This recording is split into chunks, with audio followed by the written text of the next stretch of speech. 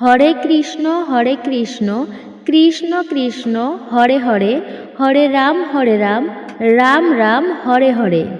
আজ 28শে অক্টোবর সোমবার দিন, পবিত্র রমা একাদশী ব্রতের দিন। সনাতন হিন্দু ধর্মে বছরে যে 24টি একাদশী ব্রতের মধ্যে একটি শ্রেষ্ঠ অন্যতম ব্রত হচ্ছে এই পবিত্র রমা একাদশী ব্রত। এই রমা একাদশী ব্রত পালনের মাধ্যমে জীবনের অমঙ্গল দূরীভূত হয় এবং মঙ্গল সাধিত হয়। সধবা মহিলাদের স্বামীর বিশেষ মঙ্গল সাধিত হয় এবং অকাল মৃত্যুর থেকে মুক্তি মেলে। কিন্তু এই শুভ এবং পবিত্র দিনে ভুলেও গ্রহণ করবেন না এই 3টি খাবার। আজকের এই ভিডিওতে আমরা জানাতে চলেছি এই রমা একাদশীর দিনে যে খাবারগুলো আমাদের ভুলেও গ্রহণ করা উচিত নয়। এরই পাশাপাশি শাস্ত্রে বর্ণনা করা হয়েছে এই রমা একাদশীর বিশেষ মাহাত্ম্য কথা, ব্রত কথা। তাই প্রত্যেকের উচিত আজকের মতো এই পূর্ণ পবিত্র দিনে এই গুরুত্বপূর্ণ তথ্যগুলো বা কথাগুলো অবশ্যই জানা অতি আবশ্যক। নমস্কার, আমি দীপা। দেশ ও দেশের বাইরে থেকে যে সকল ভক্তবৃন্দ এই মুহূর্তে ভিডিওটি দেখছেন প্রত্যেককে স্বাগত জানাচ্ছি রায়কিশোরী দীপা অর্থাৎ সনাতন ধর্মীয় তত্ত্বমূলক চ্যানেলে। আমরা সর্বদাই চেষ্টা করি সনাতন ধর্মের সকল গুরুত্বপূর্ণ তথ্যগুলো আপনাদের সাথে উপস্থাপন করতে, শেয়ার করতে। তাই আসুন না কিছুক্ষণ সময় ধৈর্য ধরে এই পূর্ণ পবিত্র দিনে শ্রবণ করুন এই রমা একাদশীর দিনে যে খাবারগুলো ভুলেও আমাদের গ্রহণ করা উচিত নয় বা ভুলেও আমাদের খাওয়া উচিত নয়। অর্থাৎ একাদশীর দিনে কোন কোন খাবারগুলো আমাদের খাওয়া উচিত নয় সেই বিষয়েও জেনে নিই। আশা করছি আজকের এই গুরুত্বপূর্ণ বিষয়গুলি আপনাকে অবশ্যই সমৃদ্ধ করবে। ভিডিওটি শুরু থেকে শেষ পর্যন্ত মনোযোগ সহকারে অবশ্যই শ্রবণ করবেন। ভালো লেগে থাকলে অবশ্যই ভিডিওতে একটি লাইক করে কমেন্ট বক্সে ভক্তি, শ্রদ্ধা এবং ভালোবাসার সহিত জয় শ্রীকৃষ্ণ, জয় শ্রী বিষ্ণু অথবা আপনার ইষ্ট বা আরাধ্য দেবতার নামটি একবারের জন্য হলেও লিখে যাবার জন্য অনুরোধ জানাচ্ছি। আর আপনি যদি আমাদের এই চ্যানেলে অর্থাৎ রায়কিশোরী দীপাতে আপনি নতুন দর্শক হন তবে বিনম্রভাবে অনুরোধ করছি দয়া করে চ্যানেলটি সাবস্ক্রাইব করে পাশে থাকা নোটিফিকেশন বেল বাটনটি অল করে রাখুন। দিনের মধ্যে সর্বশ্রেষ্ঠ দিন হচ্ছে হরিবাসরের দিন অর্থাৎ একাদশীর দিন। একটা মাসে 2টি করে একাদশী ব্রত পড়ে, একটি কৃষ্ণপক্ষে আর অপরটি শুক্লপক্ষে। তো এই দিনটি হচ্ছে ভগবানকে বিশেষভাবে প্রসন্ন করার একটি অন্যতম দিন। ভগবান যদি প্রসন্ন হন স্বয়ং লক্ষ্মী দেবীর কৃপা সেই ব্যক্তির উপর বর্ষিত হয়। সকল দেবদেবীর আশীর্বাদ ও কৃপা লাভ হয় সেই ব্যক্তির জীবনে। তাই বলা হয়েছে ভগবান যদি প্রসন্ন হন কোনো ব্যক্তির প্রতি তবে মনে রাখবেন সেই ব্যক্তির দুঃখ, কষ্ট, রোগ, জ্বালা যন্ত্রণা, অর্থকষ্ট কোনো কিছুরই আর অভাব হয় না। ভগবানকে প্রসন্ন বা সন্তুষ্ট করার জন্য একটা বিশেষ দিন হচ্ছে একাদশী ব্রতের দিন। যেমন সোমবার মহাদেবের দিন, শনিবার শনি দেবতার দিন, বৃহস্পতিবার মা লক্ষ্মীর দিন, মঙ্গলবার হনুমানজির দিন। আর এই একাদশী যেই দিনেই হোক না কেন সেই দিনটি হচ্ছে হরিবাসর তিথি অর্থাৎ এই হরিবাসরের দিনেই হচ্ছে ভগবান শ্রী বিষ্ণুর দিন। এই দিনে যদি কোনো ব্যক্তি উপবাস করে অর্থাৎ ব্রত পালন করে ভগবানের আরাধনা করতে পারে, ভগবান শ্রী বিষ্ণু সেই ব্যক্তির প্রতি অত্যন্তই প্রসন্ন হয়ে থাকে। তাই জন্য যে নববিধা ভক্তি রয়েছে, তো এই নববিধা ভক্তির মধ্যে একটা শ্রেষ্ঠ ব্রত হচ্ছে একাদশী ব্রত। এই জন্য প্রত্যেকেরই উচিত একাদশী ব্রত পালন করা। আপনারা জানেন যে বছরে 12টি মাসের মধ্যে 3টি মাস হচ্ছে প্রধান, বৈশাখ মাস, মাঘ মাস এবং কার্তিক মাস। এর মধ্যে সর্বশ্রেষ্ঠ মাস হচ্ছে এই কার্তিক মাস বা দামোদর মাস। যেমন 4টি যুগ রয়েছে সনাতন হিন্দু ধর্মে। এই 4টি যুগের মধ্যে সর্বশ্রেষ্ঠ যুগ হচ্ছে সত্যযুগ। সমস্ত তীর্থের মধ্যে গঙ্গা, ঠিক তেমনি 12টি মাসের মধ্যে কার্তিক মাসই হচ্ছে সর্বশ্রেষ্ঠ মাস। তবে আপনারা জানেন যে এই কার্তিক মাস কেন এত শ্রেষ্ঠ বা গুরুত্বপূর্ণ। কারণ আপনি অন্যান্য মাসে যতটা ধর্মকর্ম অর্থাৎ ধর্ম অনুষ্ঠান করেন না কেন, অর্থাৎ ধর্মের কাজ করেন, সেই ধর্মের কাজের ফলে যে পুণ্য ফল অর্জিত হয় তার থেকে সহস্র গুণ বেশি পুণ্য ফল লাভ করা যায় ধর্মানুষ্ঠান পালনের মাধ্যমে। তাই এই কার্তিক দামোদর মাসে ব্যক্তিরা বেশি বেশি হরিনাম জপ করে, দান ধ্যান তপস্যা পূজা অর্চনা আরাধনা করে থাকে। এর মধ্যে একাদশী ব্রত, যা কার্তিকী একাদশী। তো এই কার্তিক মাসে প্রথম একাদশী হচ্ছে রমা একাদশী। তাই আপনাদের সবাইকে বলবো এই কার্তিক দামোদর মাসের রমা একাদশী ব্রতটি অবশ্যই পালন করবেন। এই ব্রত পালন করার মাধ্যমে দিব্য শরীর লাভ হয়। এই একাদশী ব্রতটি যদি কোনো ব্যক্তি অজান্তেও করে, ইহজগতে তো তার কল্যাণ হবেই, আর পরজগৎ পর্যন্ত এই ব্রতের প্রভাব পড়ে। এই ব্রত পালন করলে দিব্য শরীর ধারণ করে বৈকুণ্ঠ লোকে গমন হয় বা সেই ব্যক্তির স্বর্গপ্রাপ্তি ঘটে। অনেকে আবার পঞ্জিকা অনুসারে জানতে চান একাদশী তিথি কখন পড়েছে, কখন সমাপ্ত হবে, তার পালনের সময়সূচি বা কী। তো চলুন আমরা 2024 সালে রমা একাদশী ব্রতের পূর্ণাঙ্গ সময়সূচিটা জেনে নিই। 2024 সালে 1431 বঙ্গাব্দে রমা একাদশীর পূর্ণাঙ্গ সময়সূচি। কার্তিক মাসের কৃষ্ণপক্ষের একাদশী রমা একাদশীর সময়সূচি। একাদশী তিথি শুরু হবে 27শে অক্টোবর 2024, বাংলা 10ই কার্তিক 1431 রবিবার দিন সকাল 7টা 40 পর থেকে।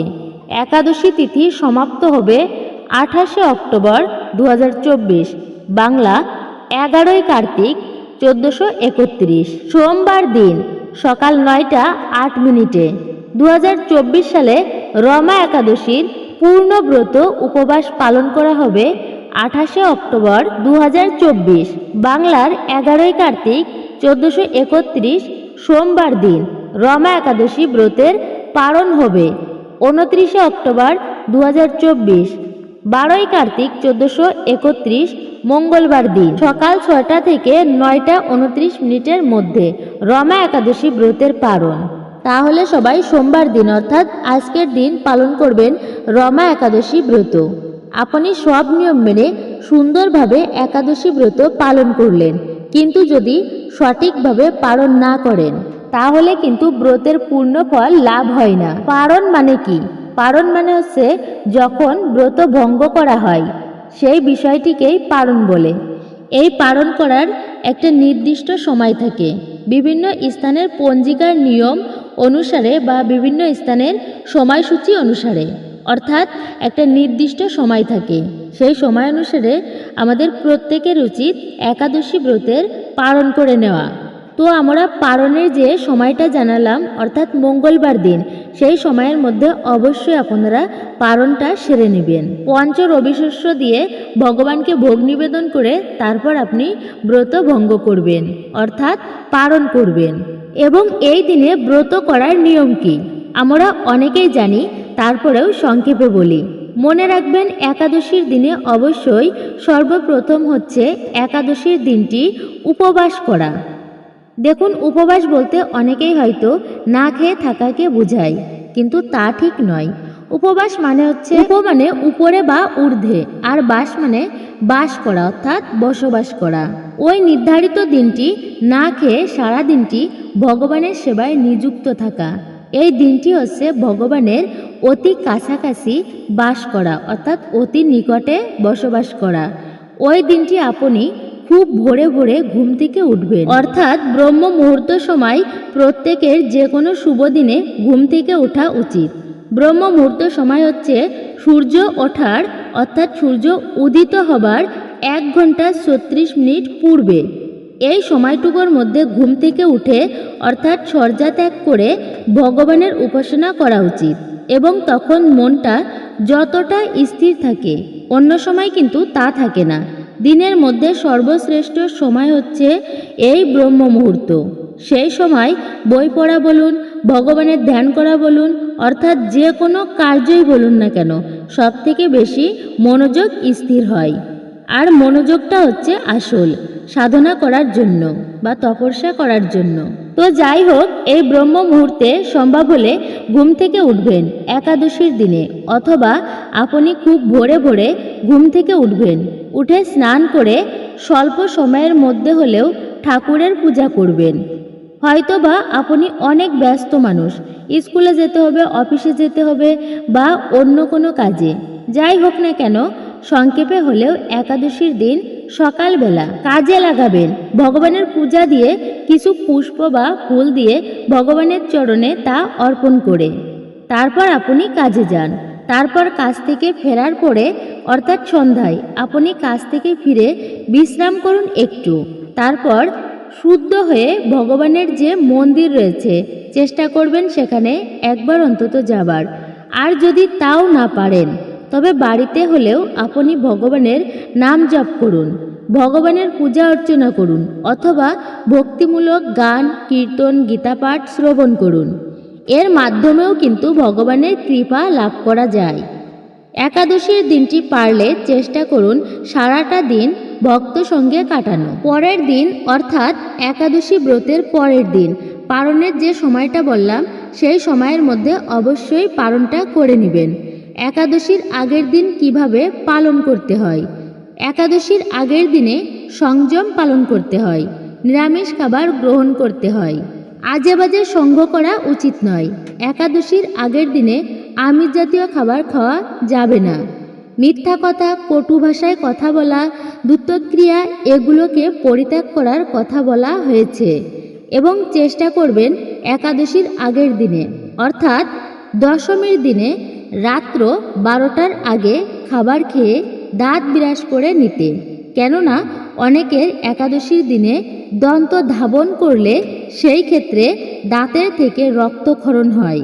আর মনে রাখবেন একাদশীর দিনে কোনো অবস্থাতেই রক্তক্ষরণ হওয়া উচিত নয়। তো মনে রাখবেন এতে ব্রতের দোষ লাগে, ব্রতের যে ফল অনেকাংশে ক্ষীণ হয়ে যায়। একাদশীর দিনে রক্ত বের হওয়াকে অশুভ বলা হয়েছে, অমঙ্গল বলা হয়েছে। আর একটা বিষয় বলা হয়েছে যে অপরের উপকার করুন। আপনি উপবাস করে যে কোনো ভালো কাজ করার চেষ্টা করুন। অপরের কোনো কাজে বা উপকারে যদি আসতে পারেন অপরের সাহায্য সহযোগিতা করার চেষ্টা করুন। বছরে যে 24টি একাদশীর দিন রয়েছে আপনি যদি একটা করেও ভালো কাজ করেন তো বছরে 24টা ভালো কর্ম আপনি করতে পারবেন। আপনার যদি সাধ্য থাকে বা ইচ্ছা থাকে তাহলে আপনি যতটা পারবেন দান করুন। তো আপনার যদি সাধ্য থাকে তাহলে আপনি দরিদ্র মানুষকে দান করুন, এটাও একটা ভালো কর্ম। হয়তো সাহায্য করলেন না, আপনি ভালো ফলের একটা গাছ লাগান অর্থাৎ বৃক্ষ রোপণ করুন। হয়তো আপনি সাহায্য করলেন না, আপনি ভালো ফলের একটা বা শুভ যে কোনো বৃক্ষ রোপণ করুন, প্রতিদিন পরিচর্যা করুন।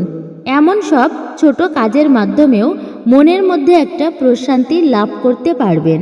পাপ কাজ বা একটা খারাপ কাজ করলে মনের মধ্যে দেখবেন কোনো শান্তি লাগে না। ধর্ম করার মধ্যেও একটা অন্যরকম শান্তি রয়েছে, এটাই হচ্ছে প্রকৃত জীবনের আনন্দ। সেই জন্যই বলবো আপনি একাদশীর দিনে যে কোনো প্রকারের একটা ভালো কাজ করতে পারেন, সেটি করার চেষ্টাও করুন। বৈষ্ণব সেবা দিতে পারেন, গীতা পাঠ করতে পারেন বা গীতা পাঠ শ্রবণও করতে পারেন, বাড়িতে গীতা পাঠ দিতে পারেন, কীর্তন দিতে পারেন। এটাও খুবই শুভতম একটা কাজ। সম্ভব হলে আপনি অবশ্যই তা করবেন। এতে ভগবান অনেক প্রসন্ন হবেন আপনার প্রতি। আরও ভালোভাবে এই একাদশী পূর্ণ ফল আপনি লাভ করতে পারবেন। এই দিনে আর একটা কাজ করবেন, তা হচ্ছে এই একাদশীর দিনটি হচ্ছে যেহেতু শ্রীহরির দিন, ভগবানের মন্ত্র জপ করবেন। কলিযুগের যুগধর্ম হচ্ছে হরে কৃষ্ণ মহামন্ত্র। তো আসুন না সবাই একবারের জন্য হলেও এই হরে কৃষ্ণ মহামন্ত্র একসঙ্গে জপ করি। হরে কৃষ্ণ কৃষ্ণ কৃষ্ণ হরে হরে, হরে রাম রাম রাম হরে হরে। হরিনাম মহামন্ত্র কি জয়। জয় শ্রীকৃষ্ণ, রাধে রাধে। অনেকেই জানেন এটা, এই মহানামের যে কতটা প্রতাপ বা কতটা প্রভাব, কতটা শক্তি, তা আমরা খুব কম লোকেই জানি। এই মন্ত্রের যে এত শক্তি ভগবানকে পর্যন্ত বশীভূত করতে পারে। সেই জন্য হরে কৃষ্ণ মহামন্ত্রটি আপনি যতবার পারবেন জপ করুন। আর যারা জপ করেন না, তো এই মন্ত্রটি 108 বার এই একাদশীর দিনে একটা জায়গায় স্থির হয়ে বসে অবশ্যই জপ করবেন। দেখবেন মনের মধ্যে একটা অন্যরকম প্রশান্তি আসে। এই যে মনকে শান্ত করার জন্য এই হরে কৃষ্ণ মহামন্ত্রের উপর আর কোনো মন্ত্রই নেই বা আর কোনো শ্রেষ্ঠ উপায় নেই। যদি আপনি কোনো ক্ষেত্রে হতাশ বা নিরাশ হয়ে পড়েন, তো নীরবে স্থির হয়ে এক জায়গায় বসে এক মনে এই মন্ত্রটি একটু জপ করে দেখুন না। আশা করি একটুকু হলেও এই মন্ত্রের যে দিব্য ফল তা আপনি নিজেই অনুভব করতে পারবেন। এরপর একাদশীর দিন বিভিন্ন প্রকার ফল খাওয়া যায়, এটা শাস্ত্রসম্মত। যদি পারেন নির্জলা ব্রত পালন করবেন, আর তা না হলে যে কোনো প্রকার ফল খেতে পারবেন। সেই সঙ্গে আপনি যদি ফল খেয়ে না হয়, তবে আপনি সবজি দিয়ে তরকারি রান্না করে খেতে পারেন। যেমন আলুর দম রান্না করে, মিষ্টি আলু সেদ্ধ করে, কাঁচকলা, পেঁপে এই সমস্ত দিয়ে আপনি সবজি রান্না করেও খেতে পারেন, সেটা ভগবানকে নিবেদন করে তারপর তা খেতে পারেন। অর্থাৎ সেই প্রসাদ দিয়েও আপনি ব্রত পালন করতে পারেন। অনেকেই এমন বলে থাকেন, আরে একাদশীর দিনে যদি খাওয়া হয় তাহলে সেই ব্রত করে কি হবে? দেখুন, তারা নিজে তো ব্রত করবেন না, অন্যের মনেও বিভ্রান্তি তৈরি করবে। একাদশীর দিনে যারা ফল আহার, সবজি খায়, এসব দেখে অনেকেই এই ধরনের কথা বলে থাকেন।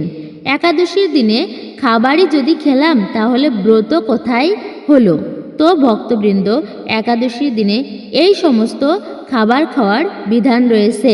বিভিন্ন প্রকার সবজি, কাঁচকলা, পেঁপে, মিষ্টি আলু, মিষ্টি কুমড়া এবং যে কোনো প্রকার ফল আপনি খেতে পারেন। মনে রাখবেন, ফল সর্বদাই পবিত্র। ওই দিন মূলত হচ্ছে ভগবানের সেবা করে কাটানো উচিত। এবং বলা হয়েছে পবিত্র গ্রন্থ পাঠ সনাতন ধর্মে শ্রীমদ্ ভগবদ্ গীতা সনাতন ধর্মের শ্রেষ্ঠ ধর্মগ্রন্থ, যাতে 700টি শ্লোক রয়েছে। অনেকেই অধ্যয়ন করি না বা করতে পারি না। গ্রন্থ অধ্যয়ন করা উচিত, পাঠ করা উচিত, শ্রবণ করা উচিত। আমরা গীতাকে মন্দিরে বা ঠাকুরের আসনে রেখে দিই, পুজো করি, অথচ পাঠ করি না। আরে গ্রন্থের পূজা কাকে বলে? গ্রন্থের পূজা তো তখনই হয় যখনই আপনি ভক্তি ভরে প্রণাম করে মন দিয়ে অধ্যয়ন করবেন। সেই জন্যই বলবো, যদি আপনি অন্য সমস্ত দিনে গীতা পাঠ বা গ্রন্থ পাঠ না করলেও অন্তত পক্ষে এই শুভতম দিনে একবারের জন্য হলেও চেষ্টা করবেন শাস্ত্র আদি পাঠ করতে।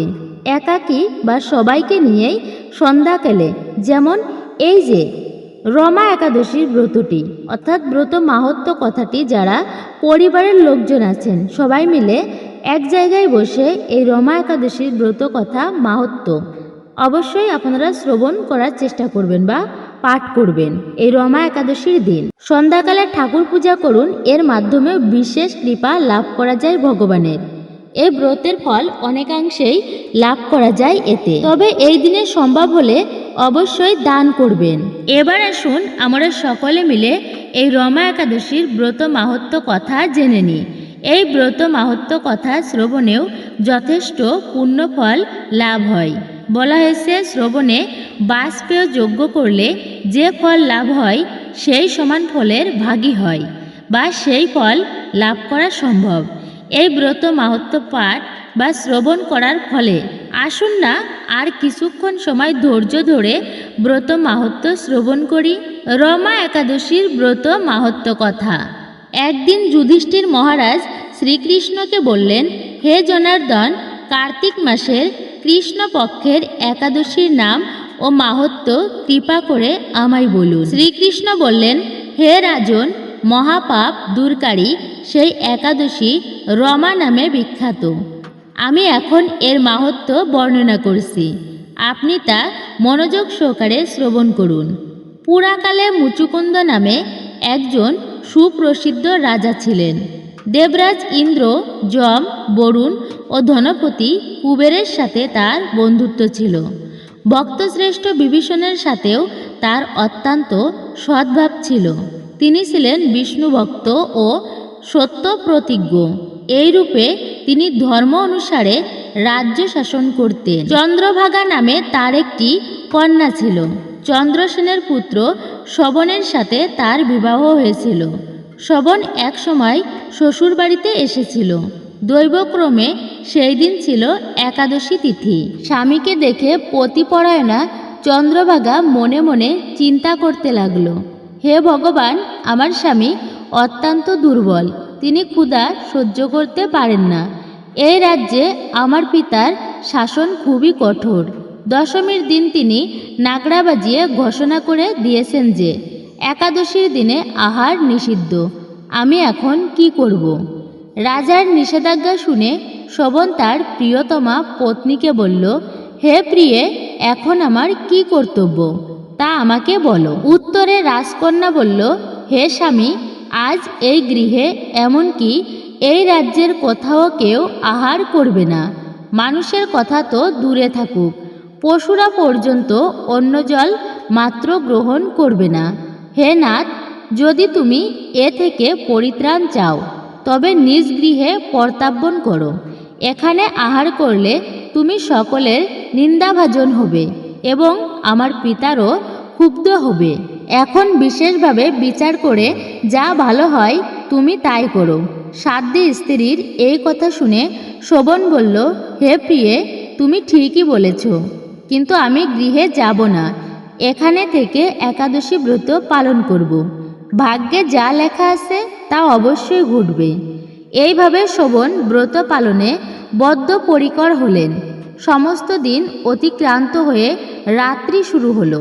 বৈষ্ণবদের কাছে সেই রাত্রি সত্যিই আনন্দকর, কিন্তু শোভনের পক্ষে তা ছিল বড়ই দুঃখদায়ক। কেননা ক্ষুধা তৃষ্ণায় সে ক্রমে দুর্বল হয়ে পড়ল। এভাবে রাত্রি অতিবাহিত হলে সূর্যোদয়কালে তার মৃত্যু হল। রাজা মুচুকুন্দ সাড়ম্বরে তার শবদাহ কার্য সুসম্পন্ন করলেন। চন্দ্রভাগা স্বামীর অন্ত্যেষ্টিক্রিয়া সমাপ্ত করে পিতার আদেশে পিতৃগৃহেই বাস করতে লাগল। কালক্রমে রামব্রত প্রভাবে শোভন মন্দরাচল শিখরে অনুপম সৌন্দর্য বিশিষ্ট এক রমণীর দেবপুরী প্রাপ্ত হলেন। এক সময় মুচুকুন্দপুরের সোম শর্মা নামে এক ব্রাহ্মণ তীর্থ ভ্রমণ করতে করতে সেখানে উপস্থিত হলেন। সেখানে রত্নমণ্ডিত বিচিত্র স্ফটিক খচিত সিংহাসনে রত্ন অলঙ্কারে ভূষিত রাজা শোভনকে তিনি দেখতে পেলেন। গন্ধর্ব ও অপ্সরাগণ দ্বারা নানা উপাচারে সেখানে তিনি পূজিত হচ্ছিলেন। রাজা মুচুকুন্দের জামাতা রূপে ব্রাহ্মণ তাকে চিনতে পেরে তার কাছে গেলেন। শোভনও সেই ব্রাহ্মণকে দেখে আসন থেকে উঠে এসে তার চরণ বন্দনা করলেন। শ্বশুর মুচুকুন্দ ও স্ত্রী চন্দ্রভাগা সহ নগরবাসী সকলের কুশল বার্তা জিজ্ঞাসা করলেন। ব্রাহ্মণ সকলের কুশল সংবাদ জানালেন। জিজ্ঞাসা করলেন, এমন বিচিত্র মনোরম স্থান কেউ কখনো দেখেনি, আপনি কিভাবে এই স্থান প্রাপ্ত হলেন তা সবিস্তারে আমার কাছে বর্ণনা করুন। শোভন বললেন যে কার্তিক মাসের কৃষ্ণপক্ষিয়া রমা একাদশী সর্বব্রতের মধ্যে শ্রেষ্ঠ। আমি তা শ্রদ্ধার সহিত পালন করলেও তার আশ্চর্যজনক এই ফল লাভ করেছি। আপনি কৃপা করে চন্দ্রভাগাকে সমস্ত ঘটনা জানাবেন। সোম শর্মা মুচুকুন্দপুরে ফিরে এসে চন্দ্রভাগার কাছে সমস্ত ঘটনার কথা জানালেন। ব্রাহ্মণের কথা শুনে অত্যন্ত আনন্দিত চন্দ্রভাগা বললেন, হে ব্রাহ্মণ, আপনার কথা আমার কাছে স্বপ্ন বলে মনে হচ্ছে। তখন সোম শর্মা বললেন, হে পুত্রী, সেখানে তোমার স্বামীকে আমি স্বয়ং স্বচক্ষে দেখেছি। অগ্নিদেবের মতো দীপ্তিমান তার নগরও দর্শন করেছি, কিন্তু তার নগর স্থির নয়। তা যাতে স্থির হয় সেই মতো কোনো উপায় করো। এইসব কথা শুনে চন্দ্রভাগা বললেন, তাকে দেখতে আমার খুব ইচ্ছা হচ্ছে, আমাকে এখনই তার কাছে নিয়ে চলুন। আমি ব্রত পালনের পূর্ণ প্রভাবে এই নগরকে স্থির করে দেব। তখন সোম শর্মা চন্দ্রভাগাকে নিয়ে মন্দার পর্বতে বামদেবের আশ্রমে উপনীত হলেন। সেখানে ঋষির কৃপায় ও হরিবাসর ব্রত পালনের ফলে চন্দ্রভাগাকে নিয়ে মন্দার ও হরিবাসর ব্রত পালনের ফলে চন্দ্রভাগা দিব্য শরীর ধারণ করল। দিব্য গতি লাভ করে নিজ স্বামীর নিকট উপস্থিত হলেন। প্রিয় পত্নীকে দেখে শোভন অতীব আনন্দিত হলেন। বহুদিন পর স্বামীর সঙ্গ লাভ করে চন্দ্রভাগা অকপটে নিজের পূর্ণ কথা জানালেন। হে প্রিয়, আজ থেকে 8 বছর আগে আমি যখন পিতৃগৃহে ছিলাম তখন থেকেই এই রমা একাদশীর ব্রত নিষ্ঠা সহকারে পালন করতাম। ওই পুণ্য প্রভাবে এই নগর স্থির হবে এবং মহাপ্রলয় পর্যন্ত থাকবে। হে মহারাজ, মন্দারাচল পর্বতের শিখরে শোভন স্ত্রী চন্দ্রভাগা সহ দিব্য সুখ ভোগ লাভ করতে লাগলেন। পাপনাশিনী ও ভক্তিমুক্তি প্রদায়িনী রমা একাদশীর মাহাত্ম্য আপনার কাছে বর্ণনা করলাম। যিনি এই একাদশী ব্রত শ্রবণ করবেন তিনি সর্বপাপ মুক্ত হয়ে বিষ্ণু লোকে পূজিত হবেন। তো এই ছিল রমা একাদশীর মাহাত্ম্য। আশা করি বুঝতে পেরেছেন এই ব্রত পালন করলে আমরা কি ফল লাভ করতে পারি। এবার আসুন জেনে নিই এই শুভতম এবং পবিত্রতম দিনে কোন খাবারগুলি একদমই খাওয়া উচিত নয়। এই দিনে আপনি কাউকে অপমান করবেন না। যে কার্যগুলো করা উচিত নয়, প্রথমত হচ্ছে কাউকে অপমান করা উচিত নয়। বিশেষ করে মন্দিরে বসে যত ভগবানের পূজা করুন, মনে রাখবেন 32 প্রকার ধাম অপরাধ রয়েছে, যার মধ্যে একটা অপরাধ হচ্ছে শুভতম দিনে অর্থাৎ মন্দিরে বসে কাউকে অপমান করা। আপনি হয়তো বা কারোর কাছ থেকে টাকা পয়সা পান, মন্দিরে বসে তা চাইছেন, বা আপনি কাউকে অযথায় কটু বাক্য বলছেন, অকথ্য ভাষায় কথা বলছেন, কিন্তু এই দিনে কারোর মনে কষ্ট দেওয়া কখনোই উচিত নয়, কাউকে অপমান করা উচিত নয়। তো মন্দিরে বসে এগুলো করা কখনোই যাবে না, এটাও একটা অপরাধ। তো এই অপরাধ যদি হয়, যতই সেই ব্যক্তি ভগবানের পুজো করুক না কেন, সেই পুজো আরাধনা বিফলে যায়, সেই পুজো করার পুণ্যফল নষ্ট হয়ে যায়।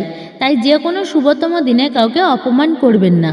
দ্বিতীয়ত হচ্ছে যে অপশব্দ অর্থাৎ খারাপ ভাষায় ঝগড়া গালাগালি দেওয়া কখনোই উচিত নয়। এমনিতেই ভক্তরা ঝগড়া আদি করেন না, কিন্তু কথা হচ্ছে এই দিনে কি খাবার খাবেন না। আপনি ব্রত করুন কিংবা নাই করুন, মনে রাখবেন পঞ্চ রবি শস্য ভুলেও গ্রহণ করবেন না। এতে সকল পাপের ভাগী হতে হয়, অর্থাৎ ধান জাতীয় সকল প্রকার খাদ্য, গম জাতীয় সকল প্রকার খাদ্য, ভুট্টা বা জব জাতীয় সকল প্রকার খাদ্য, ডাল জাতীয় সকল প্রকার খাদ্য এবং সরিষা বা শস্যদানা জাতীয় সকল প্রকার খাদ্য। তো এই পঞ্চ রবিশস্য ভুল করেও গ্রহণ করা যাবে না একাদশীর দিনে। এর মধ্য থেকে যদি আপনি একটিও গ্রহণ করেন তো আপনার একাদশী ব্রত সম্পূর্ণরূপে নষ্ট হয়ে যাবে। দ্বিতীয়ত হচ্ছে মাছ, মাংস, ডাল, ডিম এইসব রাজসিক খাবার। এই রাজসিক খাবার যে বাড়িতে শুভতম দিনে রন্ধন করা হয় সেই বাড়িতে লক্ষ্মী হানি হয়। তাই একাদশীর দিনে মাছ, মাংস, পেঁয়াজ, রসুন এগুলো কখনোই ভক্ষণ করা উচিত নয়। অনেকে আবার কি করে, একাদশী ব্রত করে, ব্রত করার পরে খেজুর খেয়ে থাকে। এই যে প্যাকেটজাত খেজুর, আপনারা মনে রাখবেন এই প্যাকেটজাত খেজুর এতে কিন্তু সরিষার তেল মিশ্রিত থাকে, আর সরিষা এটা তো পঞ্চ রবিশস্যের মধ্যেই একটা। আপনি একাদশী ব্রত পালন করে যদি এই প্যাকেট জাতীয় এই ধরনের খেজুর খেয়ে থাকেন তবে অজান্তেই রবি শস্যর একটা কিন্তু আপনি খেয়ে ফেললেন, আর এর ফলে ব্রত ভঙ্গ হয়। সেই জন্য একাদশীর দিনে এই খেজুর ভগবানকে ভোগ দেওয়া যায় না। তবে যদি পাকা খেজুর হয় যা আপনি গাছ থেকে পেরেছেন সেটি অবশ্যই ভোগ দিতে পারেন এবং আপনি তা গ্রহণ করতে অবশ্যই পারেন। তো অনেকেই প্রশ্ন করেন একাদশীর দিনে কি লবণ খাওয়া যায়? হ্যাঁ, অবশ্যই একাদশীর দিনে সাধারণ লবণের পরিবর্তে আপনি সন্দর্ভ লবণ গ্রহণ করতে পারেন। অনেকেই প্রশ্ন করেন একাদশীতে কি সাবু খাওয়া যায়? অবশ্যই একাদশীতে সাবু খাওয়া যায়, আপনি সাবু গ্রহণ করতে পারেন এবং সর্বপ্রকার ফল আপনি গ্রহণ করতে পারেন। তৃতীয়ত হচ্ছে খিচুড়ি। যদি কেউ অসুস্থ হয় তবে অনেক সময় অনেকেই খিচুড়ি খায়, তবে মনে রাখবেন যে কোনো প্রকার খিচুড়ি হোক না কেন একাদশীতে গ্রহণ করা যাবে না, এটিও পঞ্চ রবিশস্যের মধ্যেই একটি। আবার এই যে সেমা চাল সেটিও খাওয়া যাবে না একাদশীর দিনে। যারা সাত্ত্বিক আহারী নন অর্থাৎ যারা চা, কফি, পান, বিড়ি, সিগারেট ইত্যাদি পান করে থাকেন এবং গ্রহণ করে থাকেন তারা অবশ্যই মনে রাখবেন এই রমা একাদশীর দিন অর্থাৎ একাদশীর দিন বা শুভতম দিনে এই সমস্ত খাবার কখনো গ্রহণ করা যাবে না, এই সমস্ত নেশাজাতীয় দ্রব্য কখনো গ্রহণ করা যাবে না, এটা অবশ্যই মনে রাখবেন। তো এই শুভতম দিনে এগুলি থেকে আপনি অবশ্যই দূরে থাকবেন। অনেকেই প্রশ্ন করেন একাদশীতে চা কফি কি খাওয়া যায়? তো একাদশীতে চা বা কফি কোনোটাই খাওয়া যাবে না, কারণ এটা নেশাজাতীয় দ্রব্যের মধ্যেই পড়ে। তো আপনি একাদশী ব্রত করে যদি একটিও শস্যদানা খেয়ে ফেলেন তাহলে আপনাকে 4 প্রকার পাপ ভক্ষণ করতে হবে, কারণ একটি মাত্র খাদ্যশস্যের মধ্যে 4 ধরনের পাপ রয়েছে। মাতৃহত্যার পাপ, পিতৃহত্যার পাপ, ব্রহ্মহত্যার পাপ, গুরু হত্যার পাপ। আর আপনি মাত্র একটি দানা নয়, আপনি প্রতি গ্রাসে গ্রাসে হাজার হাজার দানা ভক্ষণ করেন। ভেবে দেখুন তো এই ধরনের পাপ কাজ আপনি কতই করে চলেছেন। তাই অবশ্যই আপনারা ভক্তি, ভালোবাসা, শ্রদ্ধার সহিত এই একাদশী ব্রতটি পালন করুন এবং অন্যদেরকে উৎসাহিত করুন এই রমা একাদশী ব্রত পালন করার জন্য। তবে আপনার ব্রতটি আরও পুণ্যদায়ক হবে। এবং মনে রাখতে হবে একাদশীতে যেমন নিজে খাদ্য গ্রহণ করলে পাপ হবে, তেমনি অন্যকেও গ্রহণ করালেও সেই পাপই হবে। তাই আপনি অন্যকেও গ্রহণ করাবেন না, অর্থাৎ আপনি একাদশীর দিনে অন্যকে অন্নদান করবেন না। এবার আপনি নিজেই ভেবে দেখুন একজন সনাতনী হিসেবে একাদশী ব্রত পালন করা উচিত কি অনুচিত। অবশ্যই আপনারা একাদশী ব্রতটি পালন করুন এবং অবশ্যই অন্যদেরকে উৎসাহিত করুন যাতে তারাও একাদশী ব্রত পালন করে। একাদশীর যে কত মাহাত্ম্য তা ছড়িয়ে দিন যাতে তারাও জানতে পারে। যে সকল ভক্তরা এই একাদশী ব্রত পালনরত রয়েছেন তারা অবশ্যই মনে রাখবেন একাদশী ব্রত পালনের প্রকৃত উদ্দেশ্য কেবলমাত্র উপবাস করা নয়, নিরন্তর ভগবানের নাম জপ, কীর্তন, স্মরণ, মনন, শ্রবণ, সেবন করা। এর মাধ্যমে একাদশীর দিনটি আপনাকে অতিবাহিত করতে হবে। এই একাদশীর দিনে পরনিন্দা, পরচর্চা, কুটবাক্য, মিথ্যা অহংকার, ক্রোধ, দুরাচারী, স্ত্রী সহবাস সম্পূর্ণরূপে নিষিদ্ধ। তাই অবশ্যই এই সব কাজগুলি করবেন না ভুলেও। তাও অবশ্যই জানলেন আপনারা যে এই একাদশী তিথিতে কোন কোন খাবারগুলো খাবেন না। তো ভক্তবৃন্দ, এই ছিল আমাদের আজকের ভিডিওটি কেমন লাগলো তা কমেন্ট করে আপনার মতামত অবশ্যই জানাবেন এবং ভিডিওতে একটি লাইক করবেন। কমেন্টে জয় শ্রীকৃষ্ণ, জয় শ্রী বিষ্ণু অথবা আপনার ইষ্ট বা আরাধ্য দেবতার নামটি অবশ্যই লিখে জানাবেন। আর আপনি যদি আমাদের চ্যানেলের নতুন দর্শক হয়ে থাকেন তাহলে চ্যানেলটি অবশ্যই সাবস্ক্রাইব করবেন, পাশে থাকা নোটিফিকেশন বেল বাটনটি অল করে দিবেন। সকলে ভালো থাকুন, সুস্থ থাকুন, পরম করুণাময় ঈশ্বরের অশেষ কৃপায়। জয় শ্রীকৃষ্ণ, রাধে রাধে।